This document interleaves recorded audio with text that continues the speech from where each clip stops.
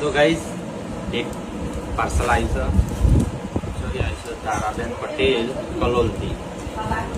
Taraben Patel કલોલથી parcel આવ્યું છે guys. ખોલવાનું છે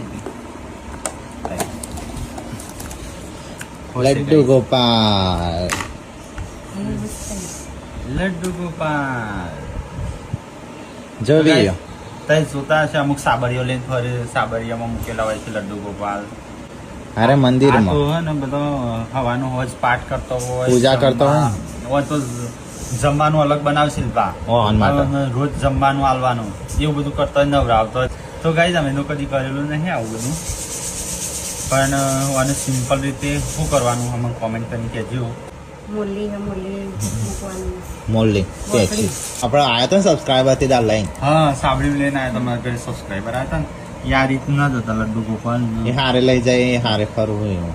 એ બધું કરતા હોય છે અમને તો એવું આવડતું નહીં. તો ગાઈસ આનું વધારે તો અમે પેલી ના કરીએ કે પણ સામાન્ય રીતે છે જે પૂજા કરવાની અમને કોમેન્ટ કરીને કહેજો, કારણ કે અમને તો પહેલી વખત લડ્ડુ ગોપાલ. લડ્ડુ ગોપાલ આવ્યા છે અમારે પહેલી વખત.